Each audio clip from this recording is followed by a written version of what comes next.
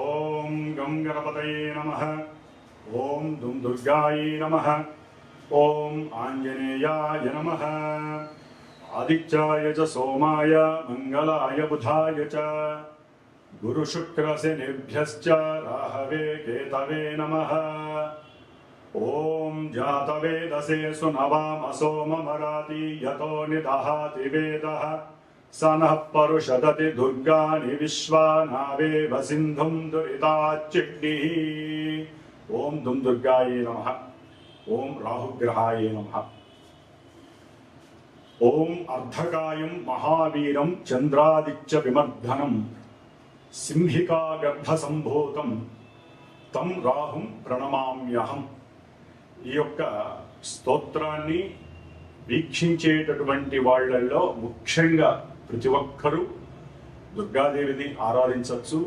ముఖ్యంగా కర్కాటక రాశి వారు, తులారాశి వారు, సింహరాశి వారు, వృశ్చిక రాశి వారు, మకర కుంభ మీన రాశి వారు మాత్రము తప్పకుండా రాహుగ్రహ ఈ స్తోత్రాన్ని నిత్యము 18 సార్లు పఠించి, అలాగే దుర్గాదేవి యొక్క అష్టోత్తరాన్ని లేదా దుర్గాదేవి యొక్క ఏ మంత్రాన్ని, శ్లోకాన్ని, స్తోత్రాన్నైనా సరే రోజుకి 2 సార్లు ఉపాసిస్తేనే వారు రాహుగ్రహ ఆయన ఆడేటటువంటి విన్యాసాల నుంచి బయటపడే అవకాశాలు ఉన్నాయని గుర్తుంచుకోవాలి.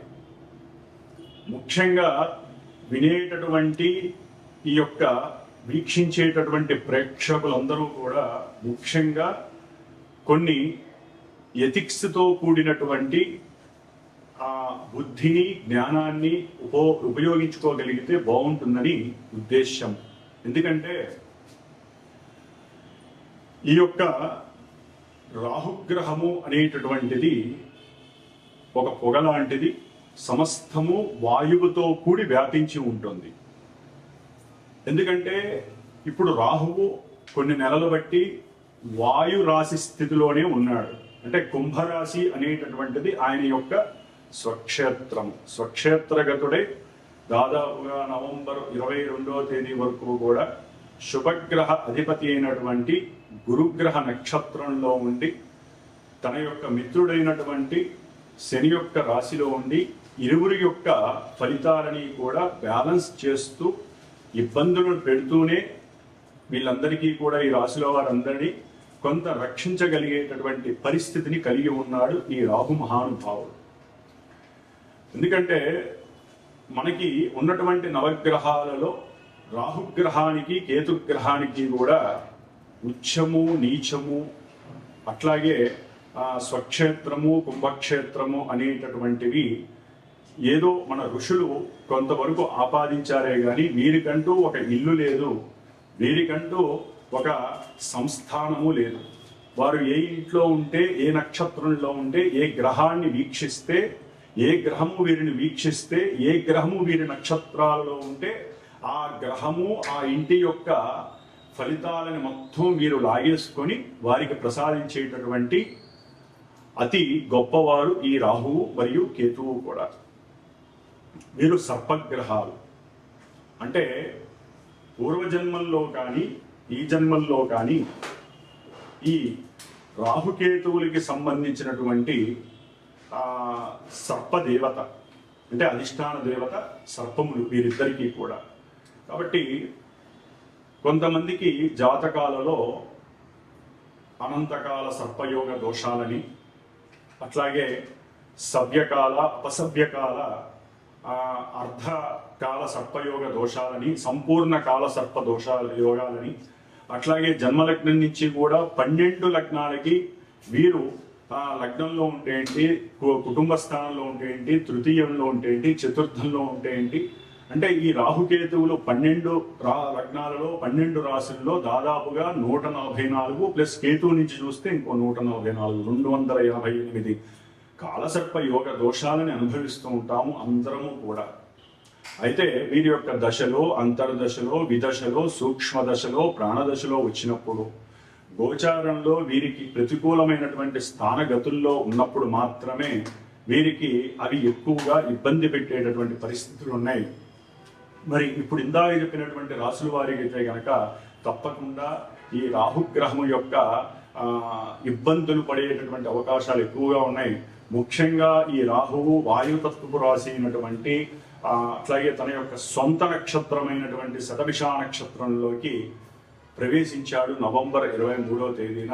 అది తన యొక్క మిత్రరాశి స్వక్షేత్ర రాశి అయినటువంటి కుంభరాశిలో ఉండటం అనేటటువంటిది ఇది నిగూఢమైనటువంటి మర్మగర్భితమైనటువంటి రాశి. కుండ అంటే కుండలో ఏమున్నాయో ఎవరికీ తెలియదు, అంత మర్మగర్భంలో ఉన్నటువంటి ఈ రాశిలో శని యొక్క లక్షణాలని, శని ఇచ్చేటటువంటి ఫలితాలని పరిపూర్ణంగా తన యొక్క అధీనంలోకి తీసుకొని మకర రాశి, కుంభరాశి. మకరం అనేటటువంటిది ప్రతి వ్యక్తి యొక్క అంటే న్యాచురల్ జోడియాక్లో మేషం నుంచి 10 కర్మస్థానము, 11 అభీష్ట స్థానము.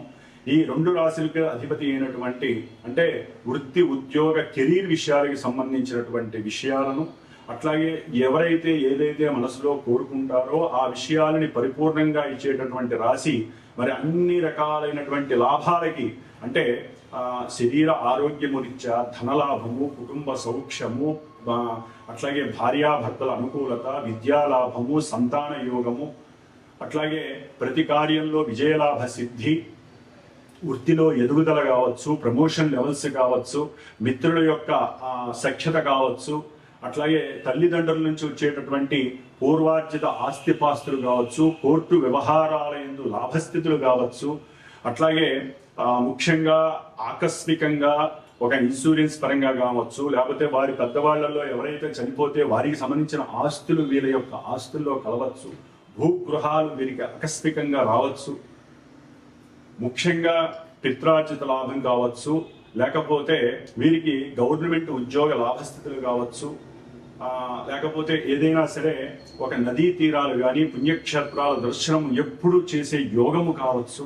ఉద్యోగము వలన కలిగేటటువంటి ఉన్నతమైనటువంటి ప్రమోషన్స్ లెవెల్స్ కావచ్చు, మిత్ర లాభము, సమస్త కార్య లాభసిద్ధి, నష్టాలు కూడా లాభాలుగా మారేటటువంటి అవకాశము. ఇన్ని అవకాశాలు ఇచ్చేటటువంటి మేషాది 12 రాశుల్లో ఈ కుంభరాశి అనేటటువంటిది అభీష్ట స్థాన సిద్ధి కలిగినటువంటి లాభస్థానము. ఈ లాభస్థానంలో రాహువు కొన్ని నెలలుగా ఉన్నాడు.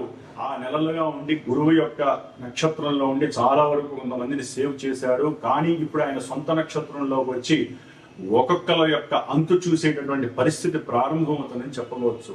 ఎందుకంటే ఎవరి నక్షత్రంలో ఉండి ఎవరి అయితే అనుకూలంగా ఉంటారో శని వీనికి అనుకూలంగా ఉంటాడు. ఎందుకంటే ఇద్దరు పాపులు, ఈ ఇద్దరు పాపులు మహామిత్రులు.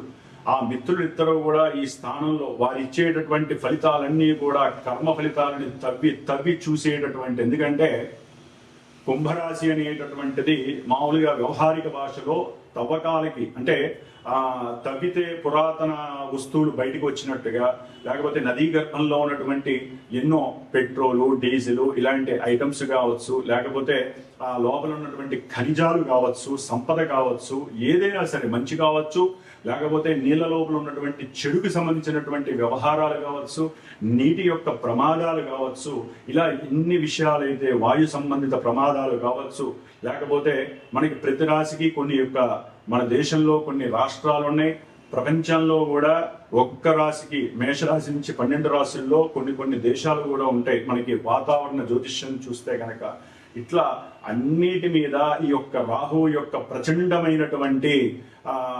ఉద్రేకభరితమైనటువంటి ఎక్కడా కూడా కాంప్రమైజ్ కానటువంటి స్థితిగతులని మనకి అనుభవంలోకి తెచ్చేటటువంటి గ్రహము ఈ రాహుగ్రహము. దాదాపుగా నవంబర్ 23వ తేదీ నుంచి ఆగస్టు 2వ తేదీ వరకు కూడా దాదాపుగా ఒక 9.5 నెలలు ఆయన ఆడుకునే ఆటలో మనందరము కూడా పావులం అవుతాము. ముఖ్యంగా జన్మజాతకంలో ఎవరికైతే కనుక శనికి సంబంధించినటువంటి నక్షత్రాలు ఉంటాయి కొన్ని, ముఖ్యంగా పుష్యమి నక్షత్రము, అనురాధ నక్షత్రము, ఉత్తరాభాద్ర నక్షత్రము, అట్లాగే శనిగ్రహ రాశులు మకరము, కుంభము ఈ రాశులు వారు. అట్లాగే రాహుగ్రహ నక్షత్రాలు ఉంటాయండి, ఆరుద్ర నక్షత్రము, అట్లాగే స్వాతి నక్షత్రము, శతవిష నక్షత్రము, అట్లాగే కుంభరాశి ఆయన ఉన్నటువంటి రాశిగతులు. తులారాశి. తులారాశి వారికి పంచమంలో ఉన్నటువంటి రాహువు తన యొక్క సొంత నక్షత్రంలో మిత్ర రాశిలో, కుంభం అనేటటువంటిది రాహువుకి సొంత రాశిగా భావిస్తే కనుక ఈ రాహువు దాదాపుగా నవంబర్ 23, 2025 సంవత్సరం నుంచి ఆగస్టు 2వ తేదీ 2026 సంవత్సరం వరకు కూడా వీరికి పనుల యందు కొంత జాప్యము కలుగుతుంది. విద్యార్థులకి మేధస్సు అంటే తగినటువంటి బుద్ధి పోషణ, లోకజ్ఞానాన్ని మీద వీరికి ఉన్నటువంటి పర్యవేక్షణ, ఏకాగ్రత చింతనతో కూడినటువంటి ధ్యానము, యోగము, అట్లాగే శరీర అలసడికి సంబంధించినటువంటి ఏదైనా ఒక యోగాభ్యాసమో లేకపోతే ఎక్సర్సైజో వాకింగో ఇలాంటివి చేయటం ద్వారా మాత్రమే వీరికి చదువు మీద ఆసక్తి డెవలప్మెంట్ అవుతుంది. కొత్త కొత్త విషయాలు నేర్చుకోవాలనే ఒక ఆసక్తి పెరుగుతుంది. దాని ద్వారా కొంతమందికి చదువు అయిపోయిన వాళ్ళకి ఉన్నతమైనటువంటి అంటే విదేశాల్లో ఉన్నటువంటి వారికి విద్యకి సంబంధించినటువంటి సరైనటువంటి ఉద్యోగ బాధ్యతలు కూడా వీరికి కీలకంగా లభిస్తాయని చెప్పుకోవచ్చు. అట్లాగే ముఖ్యంగా రాజకీయ నాయకులకి సంబంధించి ఈ యొక్క అంటే వారి కుటుంబం నుంచి వచ్చేటటువంటి వంశపారంపర్య లక్షణాలతో కూడుకున్నటువంటి ఆ యొక్క వెయిటేజ్తో కూడుకున్నటువంటి కొంతమందికి చక్కగా ఈ యొక్క రాజకీయ రంగంలో ఒక ఉన్నతి కలగటానికి అవకాశం ఉంటుంది. అట్లాగే ఎవరైనా సరే ఐరన్ మీద కానీ ఐరన్ వ్యాపారాలు చేసేటటువంటి కొన్ని సంస్థల్లో ఏదైనా ప్రాఫిట్స్ కోసం మీరు కనుక డబ్బులు పెట్టుబడి పెట్టి ఉన్నా కూడా వాటిల్లో కూడా అంటే షేర్స్ కానీ అలాంటివి వేస్తుంటే కనుక వాటిల్లో కూడా కొంత లాభము కలగడానికి ఈ రాహువు మీకు దోహదపరుస్తాడు. ఎప్పుడంటే మీరు రాహుగ్రహాన్ని జపం చేయించుకోవాలి, లేకపోతే రాహుగ్రహానికి సంబంధించిన స్తోత్రాన్ని మీరన్నా చదువుకోవాలి. దుర్గాదేవికి సంబంధించి కంపల్సరీ ఒక 8 నెలలైనా సరే ఇలాంటి చండీ హోమాలు చేయించుకునే అవకాశం తీసుకోవాలి. అట్లాగే మీరు తప్పకుండా శనివారాలు ఉపవాస దీక్ష చేస్తూ ఉండాలి. ప్రతి శనివారము ఆ యొక్క దుర్గాదేవి యొక్క ప్రదక్షిణము, రావి చెట్టు యొక్క దివ్య దర్శన భాగ్యము, స్పర్శ దర్శనము చేసుకుంటే మీ యొక్క మేధస్సు అచంచలంగా ఎదుగుతుంది. అట్లాగే విద్యార్థులకి కూడా ఉన్నత పోషణ లభిస్తుంది, విద్యలో ఏకాగ్రత పెరుగుతుంది, మంచి ఉన్నతమైనటువంటి ఉద్యోగ అవకాశాలు లభిస్తాయి. ముఖ్యంగా కొంతమందికి అయితే కనుక దూర ప్రాంతాలలో వారి జాతకంలో ఏదైనా ఇబ్బందులు కలిగేటటువంటి పరిస్థితులు ఉంటే ఉన్న ఉద్యోగం పోతుంది, లేకపోతే ఇండియాకు వచ్చేసి ఇక్కడ ఏదో ఒకటి చేసుకోవాలనే ఆలోచన కలగటము ఇలాంటివి కూడా కలుగుతుంది. సంతానము వలన కొంతమందికి ఇబ్బందులు కలుగుతాయి, కొంతమందికి సంతాన లాభము కలుగుతుంది. అదంతా కూడా జాతకంలో వారి జన్మ జాతకంలో ఉన్నటువంటి సిస్టమ్ని అవలంబించి జరుగుతాయే తప్ప గోచారంలో ఇప్పుడు 5లో ఉంటే లెక్క ప్రకారం అన్నీ నెగిటివే జరుగుతాయి, లాభాలనేవి జరగవు. కానీ ఈయన ఇక్కడ 2 పోర్ట్ఫోలియోస్ కలిగి ఉన్నాయి. 4వ స్థానము 5వ స్థానానికి సంబంధించిన శని యొక్క పోషణ కలిగి ఉన్నాడు రాహువు. కాబట్టి గృహయోగము, విద్యాయోగము, గృహపరమైనటువంటి బ్యాంకు నుంచి రుణ లాభము కలగటము ఇట్లాంటివి జరగచ్చు. కొంతమందికి వీటి ఆపోజిట్ జరగచ్చు. ఏదేమైనప్పటికీ కూడా సంతానపరంగా జాగ్రత్తగా ఉండండి. వారి నుంచి కొన్ని నెగిటివ్ ఎఫెక్ట్స్ జరగచ్చు. అట్లాగే చదువు విషయంలో కూడా విద్యార్థులు జాగ్రత్తగా ఉండండి. ఒక్కోసారి ఉన్న బుద్ధి కూడా మాంద్యం కలగచ్చు, లేకపోతే హయ్యర్ స్టడీస్కి చదివేటువంటి వారి యొక్క అనుకూలతలు కూడా కలిగే అవకాశం ఉంటుంది. కొంతమందికి అక్కడ ఉన్నటువంటి వాళ్ళు ఇక్కడికి వచ్చే అవకాశము ఉంటుంది. కొంచెం తులారాశి వారు అమ్మవారి ధ్యానము, దుర్గాదేవిని ఎక్కువ ఆరాధించండి. దుర్గాదేవి అష్టోత్తరాన్ని నిత్యము పఠిస్తూ పూజ చేసుకోండి. లేకపోతే మనసు మీద చేయి పెట్టుకొని ఓం దుమ్ దుర్గాయే నమః అనే నామస్మరణ ఒక 18 నిమిషాలు చేయండి. లేదా మీ జన్మజాతక విశ్లేషణకి కానివ్వండి, పూజా విధాలకు కానివ్వండి, తప్పకుండా మా యొక్క పీఠానికి మీరు ఫోన్ చేసి దానికి తగ్గ ఫలితాలని, దానికి తగ్గ రెమెడీస్ని కూడా మీరు పొందటానికి ప్రయత్నం చేయండి. ఓం దుమ్ దుర్గాయే నమో నమః.